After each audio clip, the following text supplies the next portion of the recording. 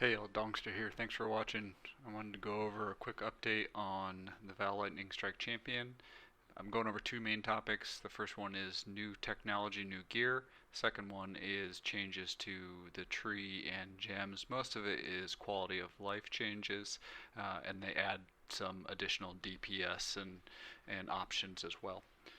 First thing is gear. The key changes to gear is the gloves. We are no longer in love with hunter gloves. We now want just a normal, really good solid base. I have Dragon Scale chosen. It's an armor evasion one. You could go with Slink gloves or with Titan gloves if you wanted the extra armor. I like evasion gloves with evasion on them because they can roll spell suppression on them. So if you need some extra spell suppression, it can be rolled on evasion gloves. Other than that, there's two main implicits that the reason that we like these gloves now, there's two main implicits. The Searing Exarch implicit of strike skills target one or two additional nearby enemies is really powerful. One is plenty good. You don't need better than that. The second one is the Eater of the Worlds implicit, which is I have the unique version. There's three different versions. There's inflict lightning exposure on hit, applying X percentage to lightning resistance. This one is the unique one. There's also a pinnacle boss version that has higher exposure, and then there's just a normal one. We really don't need exposure on anything less than at least a unique boss. Maybe some of the arch nemesis are bad, but that's your own doing. So we don't really need exposure on anything less than a unique boss, so that's why I chose the unique one. You choose what level is right for you.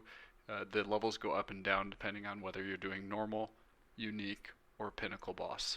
As far as other gear changes go, Blizzard Crown is still best in slot, even though there are some interesting implicits on helmets as well. I'll go over those in a second. But Blizzard Crown is still best in slot. It's not very close. The only major change here is that we can no longer, as far as I know, get a level 85 Blizzard Crown due to the changes to levels of maps and stuff. So that means that I have removed the Crusader Crown as the option, and we now just want a normal, really good Blizzard Crown. I have added back the craft for the +1 to socketed projectile gems onto the helmet. It can go on your gloves as well, wherever you need it to go. But I've added that here and removed it from the tree for reasons you'll see in a little bit. As far as boots, Tailwind boots are still best in slot. No change there. Let's go over some of the implicits that are interesting. If you decide not to go with one of those two options, you can't afford it, don't like it. Here are some implicits that are really interesting from the helmets and the boots. First one is conductivity curse on a helmet is increased. That's interesting for us. Second one, the implicit, the Eater of the Worlds implicit. The Searing Exarch is on top. The Eater of the Worlds implicit is on the bottom. The helmet is a mana reservation. There are other options. You can look through them. I like mana reservation because if you stack it, you might be able to fit in another aura if you have space for it. It's hard to figure out, but it might be a way to get another aura in. The second part is on the boots. The interesting one here is for the Searing Exarch, you have Onslaught effect, and as the Eater of the Worlds, you have increased Elusive effect. Remember, Elusive for us increases our crit multi, our movement speed, everything. So both of these together can be really powerful. They're not as good as Tailwind boots, but if you're in a single self-found type environment, those I would say are your best implicits that if you just find a really good base, you want to play with the base, those are the best implicits that you can work with. The only one I'm not positive about is the mana reservation. You'll have to play with that. I didn't spend the time to play with it too much, but it was an interesting one. Otherwise, go through the Eater of the World implicits for helmets and tell me what you think. Back to the tree. So let's go over the quality of life changes here. The main one on the tree, there's only one. I have removed the plus pierce in the end game and move that back to the helmet, the craft. What this allows us to do is pick up a new mastery, and I actually have this mastery on most of the leveling trees as well. So +3 to melee strike range. Thank you to Nevzat for talking me into that one. This allows us to strike a little further away, gives us a little more wiggle room with positioning. I've been playing with it. It's a nice little quality of life change. It's not mandatory, but it's nice. I think it allows us to hit higher damage in general because we can position ourselves a little bit easier. The next main changes, thanks to Fuzzy's Duxie, he's got a great VLS Raider. He chatted with me a little about this. Is we're really going to work with Withering Step going forward. We're going to get rid of Phase Run. So if you played this build in 3.16, you know it works great with Phase Run. Withering Step is just better. And in order to do that, we need to worry about our blink skill. So we have some new skills that we're working with. First thing is, well, let's go Withering Step. So with Withering Step, that's now our run. We're not changing between that and Phase Run.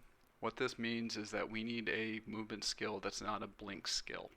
So Whirling Blades is the option there. You can link it with faster attacks if you want, but you don't need to. What this also means is that Whirling Blades doesn't go over ledges or gaps. So I've created a skill set here that is ledge gap movement options. You have 3. Flame Dash is probably my choice. I'm going to get rid of a couple of these. Flame Dash is my choice. You can also go with Smoke Mine if you like to be a racer and press extra buttons. You can time that with Whirling Blades and actually get a really good boost for running. You'll see racers do stuff like that. And then the last one is Lightning Warp. Lightning Warp actually isn't a blink skill, so you can use it whenever. It does have a small cast speed, and the only problem with Lightning Warp is that it does not go through walls like in a map like Cages or whatever it is, or Cage. It doesn't go through the walls.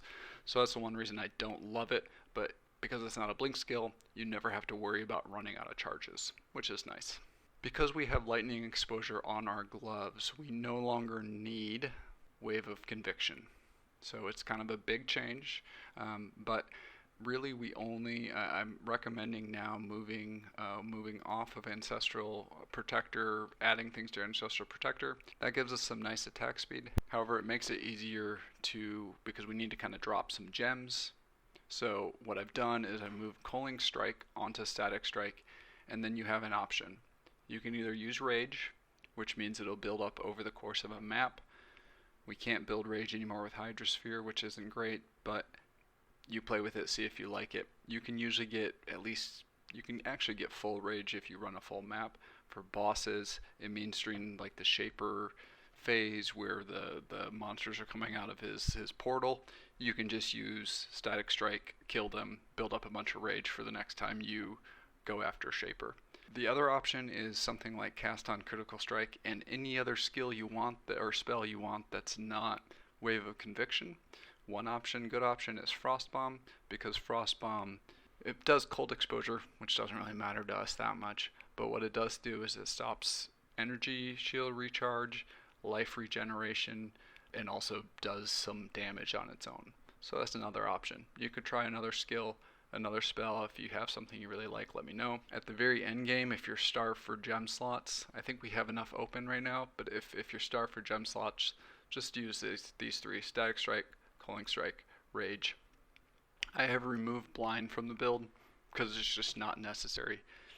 Maybe while leveling, use Blind. Once you get to late game, Blind just doesn't do much for you. Again, thanks for watching. I hope you're enjoying the build. If you have any questions, multiple ways to reach out to me: Discord, Twitch, in the forums, however you want. Thanks.